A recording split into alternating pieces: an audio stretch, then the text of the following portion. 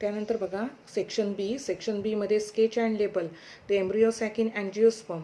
आता हा जो एवढीच डायग्राम काढणं आवश्यक होतं. याच्यामध्ये वरती 3 अँटीपोडल्स, मध्ये सेकंडरी न्यूक्लियस आणि खाली एग्स, मधला एक आणि बाजूचे 2 सिनर्जिड एवढं दाखवणं आवश्यक होतं. त्याला 2 मार्क्स होते. याच्यामध्ये अर्धा मार्क ही डायग्राम प्रपोर्शनेट काढायला आणि 1.5 मार्क लेबलिंगला होते. Right a short note on cleavage in embryonic development, म्हणजे एम्ब्रियोनिकच्या डेव्हलपमेंटमध्ये क्लिवेज त्या जे आहे ते क्लिवेजचे डायग्राम्स आणि डायग्राम नाही काढली किंवा त्याचं शॉर्ट नोट लिहिली पाहिजे होती. Define monohybrid cross. मोनोहायब्रिड म्हणजे काय? It is a cross between 2 pure parents in which single pair of contrasting characteristics which can be considered is called as monohybrid cross. Give its phenotypic and genotypic ratio. Phenotypic 3:1, genotypic 1:2:1. एवढंच लिहिणं आवश्यक होतं, परंतु खूप मुलांनी लिहिलं नाही आहे. त्याच्यामुळे खूप तुम्ही काय वाचन केलात हे त्याच्यावरून दिसून येतं. आफ्टर दॅट त्याच्यानंतर question number C, what is DNA fingerprinting, enlist the steps involved in it. DNA fingerprinting म्हणजे काय आणि त्याचे स्टेप्स. मग DNA फिंगर प्रिंटिंगला 1 मार्क होता. ओके. आणि एनलिस्ट द स्टेप्समध्ये isolation of the DNA, restriction analysis, त्याच्यानंतर सदन प्लॉटिंग, नायलॉन मेम्ब्रेन, त्यानंतर त्याची photography. What is genetic variation, enlist the factor causes genetic variation. Genetic variation म्हणजे काय? That is the variation in the differences in the gene and gene frequency. It is called as genetic variation. याला 1 mark होता. आणि त्याचे factors कोणते? Gene flow, genetic drift, gene mutation, chromosomal aberration, chromosomal recombination. Give the properties of water. पाण्याचे गुणधर्म कोणते? काही मुलांनी काहीही लिहून ठेवलेलं आहे. पुस्तकामध्ये बघा, जरा वाचन करा. High heat of vaporisation, high heat of fusion, okay, it is the thermal buffer. ह्या सगळ्या लिहिणं आवश्यक होतं. त्यानंतर differentiate between arteries and vein. आता आर्टरीज म्हणजे काय? Arteries are carry the oxygenated blood, veins carry deoxygenated blood. Arteries कुठून निघतात? तर हृदयाकडून शुद्ध रक्त शरीराच्या इतर अवयवांना पुरवतात. Arteries carry oxygenated blood from heart to the different parts of the body. Veins carry deoxygenated blood from different parts of the body to the heart. Arteries are thick-walled blood vessels, veins are thin-walled blood vessels. Then the arteries do not have walls, veins have walls are there. Arteries show high blood pressure, veins show low blood pressure. Arteries are deeply situated, veins are superficially located. त्यानंतर match the columns and rewrite. Question number 10. Auxin, apical dominance, gibberellin, stem elongation, cytokinin, cell division, and ethylene, fruit ripening. Question number 11. Sketch and label TS of spinal cord. हे मी तुम्हाला सांगितलं होतं आणि याची diagram येणार हे 100% सांगितलं होतं. काही मुलांनी केली, काही सलग मुलग्यांच्या मला पेपरमध्ये असं आढळून आलं की सलग काही रोल नंबर आहेत त्यांचे ते डायग्राम अगदी सेम टू सेम, तशीच लेबलिंग. मला त्याच्यामध्ये काही कळलं नाही की काय तुम्ही बघून काढलात की काय. What is biogas? Give the components of biogas. Biogas म्हणजे काय? It is the renewable source of the energy. आणि त्याचे कंपोनंट्स कोणते? तर methane, carbon,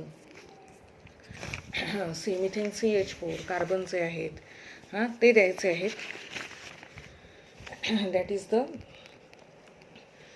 components of biogas. Methane, carbon, ते सगळे द्यायचे. त्याचे percent. Define the term biopatent and biopiracy. आता बायोपेटंट म्हणजे काय आणि बायोपायरसी म्हणजे काय? बायोपेटंट म्हणजे it is the biological patent, the right given by the government to the inventor. आणि बायोपायरसी म्हणजे काय? बायोपायरसी याचा अर्थ तो थेफ्ट आहे, चोरतं. एखादा देश आपलं दुसऱ्याचं पेटंट चोरतो आणि त्याचा फायदा आपण उठवतो, त्याला बायोपायरसी असं म्हणतात. Which plant hormone is called as anti transparent? Abscisic acid. And why it is called as so? त्याला अँटी ट्रान्सपरंट का म्हणतात? तर त्याच्यामुळे इफ्लक्स ऑफ K+ आयन्स जे आहेत, काय होतं की इफ्लक्स ऑफ K+ आयन्सचा इफ्लेक्स जो असतो result in that is the closure of the stomata as anti transparent. आणि याच्यामुळे जो आतमध्ये जाणारा K+ आयन्स आहेत ते बंद केले जातात आणि त्याच्यामुळे काय केलं जातं? ABS causes efflux of K+ ions from guard cells and result in the closure of the stomata. त्याचे स्टोमॅटा बंद होतात, that's why it is called as anti transparent. Next one. त्याच्यानंतर सेक्शन नंबर आपल्याला C बघायचं आहे. आता या section Cमध्ये अटेम्प्ट एनी 8 कुठचेही 8 आपल्याला प्रश्न सोडवायला त्यांनी सांगितलेले आहेत. आणि ह्या 8 प्रश्नांमध्ये काय होतं आहे?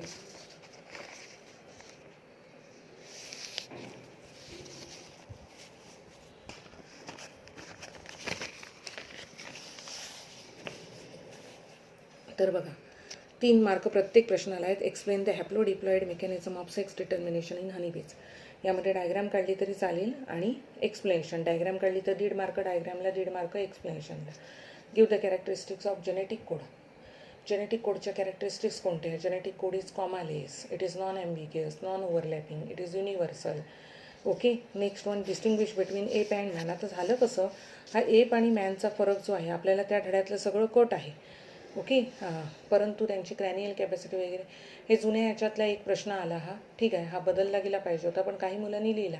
तर ॲक्च्युली जुन्या पुस्तकात वेगळेच पॉईंट होते प्रोग्नेटस स्पेस, तुम्ही ह्याच्यावरून लिहू शकला असता. काही मुलांनी काहीही लिहिलेलं आहे. Explain the structure of root hair. Root एअरचे डायग्राम 1.5 मार्क आणि explanation 1.5 mark. Give the practical application of gibberellin, stem elongation वगैरे ते सगळं द्यायचं. नेक्स्ट वन, त्यानंतर what is the enlist the cranial nerves 1st, 2, 3rd, 4th, 5, 6 and give their type. हे तुम्हाला मी सांगितलं होतं बघा.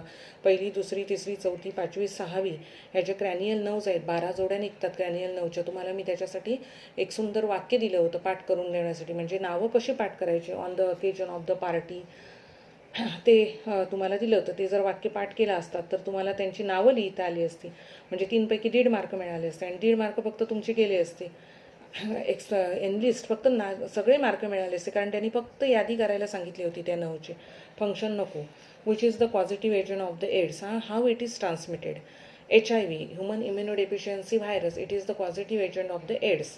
And how it is transmitted. Transmission कसं होतं, तर मग तुम्ही प्रिव्हेंटिव्ह मेजर लिहून ठेवलात. काहींनी काहीही लिहून ठेवलेलं आहे, असं नाही लिहायचं.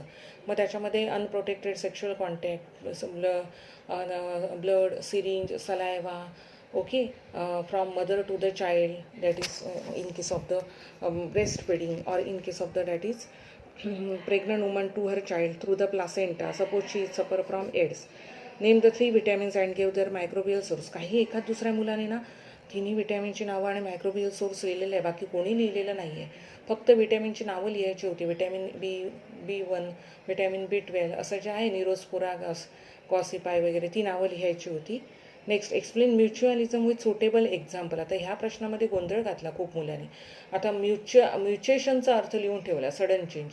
ॲक्च्युली म्युच्युअलिझम ही इंटरॅक्शन आहे शेवटच्या धड्यामध्ये, आणि मी तुम्हाला सांगितले होते आणि त्याची एक्झाम्पल द्यायला सांगितली होती. Both the species get benefited, that is लायकिनचं एक्झाम्पल द्यायचं. Define ecological succession, explain their type. Ecological succession म्हणजे काय? There are predictable change which can be takes place in the composition of the species in an area is called as ecological succession. And त्याचे type, primary succession, secondary succession. What is biodiversity? Explain the levels of biodiversity in short. Biodiversity म्हणजे काय? So many different organisms live on the earth, they are called as biodiversity. And species biodiversity, ecological biodiversity. Next one, आता चौथा जो section आहे that is long answer type question. आता ह्या long answer type क्वेश्चनमध्ये काय होतं आहे बघा. सेक्शन D आपण बघतोय, दॅट इज 4 मार्क्स इच, आणि अटेम्प्ट आपल्याला 3 करायला सांगितले. Explain the structure of anatropous ovule. हे तुम्हाला सांगितलं होतं. हे बहुतेक मुलांनी काढली डायग्रॅम. 1.5 मार्क डायग्रॅमला, त्याच्यानंतर एक्सप्लेनेशनला 2.5 मार्क, अशा प्रकारे केलं आहे. What is gametogenesis? Gametogenesis mean formation of the gametes. Gametes तयार होतात from the diploid cell, it is called as gametogenesis. Explain the process of spermatogenesis. Spermatogenesis म्हणजे formation of the sperm. Structure of the sperm लिहायचं नाही, spermatogenesis लिहायचं. Formation of the sperm, maturation phase, growth phase, multiplication phase, या 3 phases येणं आवश्यक होतं. आणि diagram. त्याच्यानंतर explain the different types of leucocyte, that is neutrophil, eosinophil, basophils, आणि त्यांच्या diagram. Function. What is PCR? हे सांगितलं होतं. पॉलिमरेज चेन रिॲक्शन म्हणजे काय? Explain the mechanism of PCR. मेकॅनिझममध्ये डिनॅच्युरेशन, ॲनियरिंग, पॉलिमरायझेशन, डायग्रॅम आवश्यक. Explain the hormone secreted by adenohypophysis of pituitary gland. Pituitary ग्लँडचं ॲडिनोहायपोहायसिस लोबमधून कोणत्या प्रकारच्या हार्मोन सिक्रेट होतात, त्यांची नावं आणि त्यांचं एका वाक्यात फंक्शन. एवढे जरी 4 पॉईंट लिहिले असते तरी 4 मार्क मिळाले असते. अशा प्रकारे हा पेपर होता, एकदम सोपा होता. आणि याच्या आधी मी तुम्हाला जे प्रश्न महत्त्वाचे म्हणून 2 दिवस आधी दिले होते तेच प्रश्न बहुतेक रिपीट झाले. त्याच्यामुळे तुम्हाला बहुतेक जणांना निदान तेवढं दिलेला भाग केला असता तरी मार्क्स मिळाले असते. काही मुलांनी काही चुका केल्या आहेत. सेक्शन ABCD हे क्रमाने सोडवा. नवीन पानावरच नवीन सेक्शनची सुरुवात करा. प्रश्नाचा क्रमांक व्यवस्थित डोळे उघडे ठेवून लिहा. दुसरं म्हणजे काही मुलांनी सेक्शन A झाला त्याच्यातच मध्येच सेक्शन Bचे प्रश्न मध्येच सेक्शन बी चालू आहे, त्याच्यातच सीचे प्रश्न, त्याला सेक्शनला नावं नाही, नुसते प्रश्न क्रमांक टाकून लिहिलेत, मिक्स केलेत. तपासताना फार कंटाळा आला आणि एकदम वयस्कर शिक्षकांना हे तपासताना खूप कंटाळा येईल, त्यामुळे तुमचे मार्क्स लॉस होऊ शकतात. सेक्शन ए पूर्ण झाल्याशिवाय दुसरा सेक्शन सोडवायला घ्यायचा नाही, तो नवीन पानावर सुरू करायचा. नंतर सेक्शन सी, नंतर सेक्शन डी, मध्ये मध्ये एखादा प्रश्न, म्हणजे सेक्शन सीचा बाबा एखादा प्रश्न, लगेच सेक्शन डीचा 27वा प्रश्न, लगेच सेक्शन बीचा 15वा प्रश्न, लगेच सेक्शनचे असे करू नका.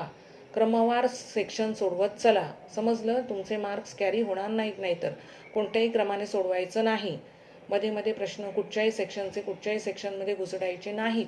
त्यामुळे आपण जे काय लिहितो त्यांना अंडरलाईन करा पॉईंटना, मग त्याचं एक्सप्लेनेशन लिहा. काही मुलांचं अक्षर खूप खराब होतं, आता मी नावं घेत नाही, ज्यांना माहिती असेल. ओके, त्यामुळे तशा प्रकारच्या चुका करू नका. काही मुलांनी पेनने नावं दिली आहे डायग्रॅमला, फार चुकीचं आहे. किती वेळा सांगून झालं की पेन्सिलनेच लेबलिंग करा, तरी पेनने लेबल केलेलं आहे. त्यामुळे काही ज्या चुका आहेत त्या दुरुस्त करा तुम्ही. पेपर बांधताना मला 2-3 मुलांचे पेपर सुटे मिळाले, म्हणजे अक्षरशः त्यांची सप्लिमेंट आणि ती मेन पुरवणी यांच्यामध्ये गाठ बांधलेलीच नव्हती, ती मला बांधावी लागली. तर आपण जे पेपर हे करतोय, आपण जे पेपर बांधतोय ते बांधताना व्यवस्थित बांधा. या सगळ्या गोष्टीची दक्षता घ्या. काही मुलांनी पेन चेंज केली आहेत, मग मला कॉपी असं वाटू लागलं त्या पेपरमध्ये. ज्यांनी चेंज केली आहे त्याला माहिती असेल, सुरुवातीला बॉल पेनने, नंतर जेल पेनने, मधली गाळांतर जेल पेनने भरली आहेत, बॉल पेनने लिहिलं आहे. अरे हे काय चाललं आहे, म्हणजे तुम्ही कोणाकडून भरून घेतलं आहे का, असं होतं ते. त्यामुळे आपण एकाच पेनचा वापर करायचा आहे पूर्ण पेपरवर. लेबलिंग हे पेन्सिलने करायचं आहे. सेक्शन क्रमावर सोडवायचे आहेत, नवीन पानावर नवीन सेक्शनची सुरुवात करायची आहे. मध्ये मध्ये प्रश्न कुठच्याही सेक्शनमध्ये सोडवायचे नाही आहेत. आणि तुमचे सेक्शन सोडू झाल्यानंतर खाली थोडीशी जागा शिल्लक राहते, ती जागा तशीच ठेवा. तिथे शिक्षक तपासणारे असतात, त्यांना मार्क्स ओढायचे असतात. ओके.